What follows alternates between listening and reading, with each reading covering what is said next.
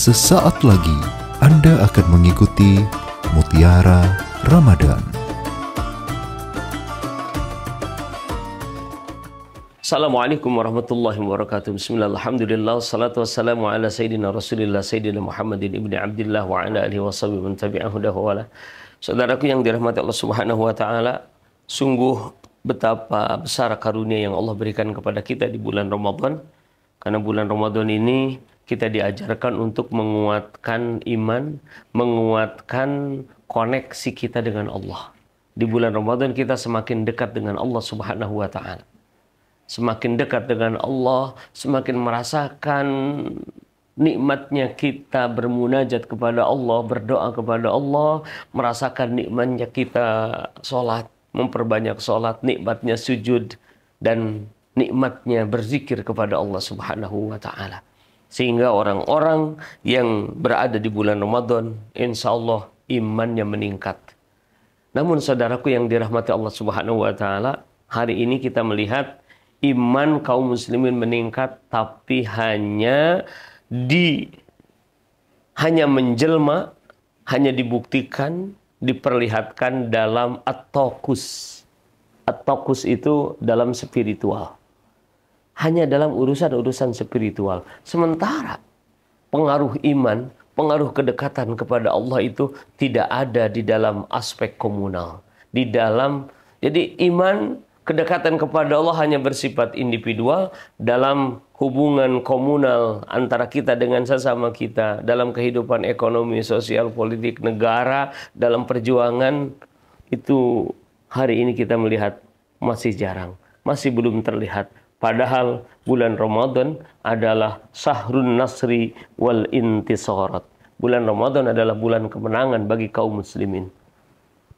Di bulan Ramadan kita melihat dulu umat Islam bisa mencapai capaian-capaian besar dalam sejarah mereka. Perang Badar terjadi di bulan Ramadan. Futuh Makkah terjadi di bulan Ramadan.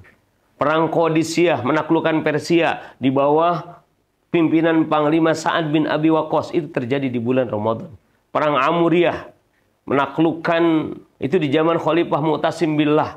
Itu terjadi di bulan Ramadan. Tahun 92 Hijriah, Tariq bin Ziyad menaklukkan Spanyol. Itu terjadi di bulan Ramadan.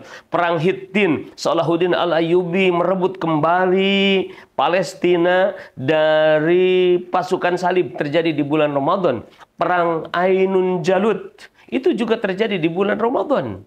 Perang Ainun Jalut, di mana pasukan Bani Mamluk, Saifuddin Qutuz bersama panglimanya Zohir Baibars mengalahkan, melibas pasukan Mongol di Ainun Jalut, yaitu di Palestina. Itu terjadi di bulan Ramadan.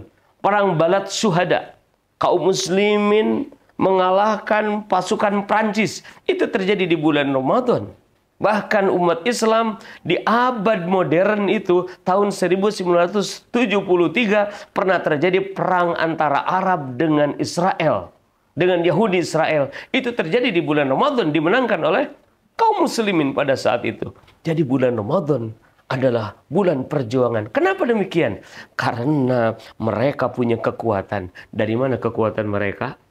Padahal mereka sedang lapar, padahal mereka sedang dahaga, padahal secara fisik mereka lemes, mereka mendapat kekuatan karena kuwah ruhiyah.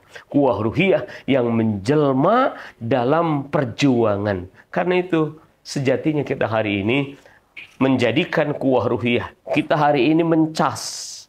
Jadi bulan Ramadan itu sahana. Sahana itu charging.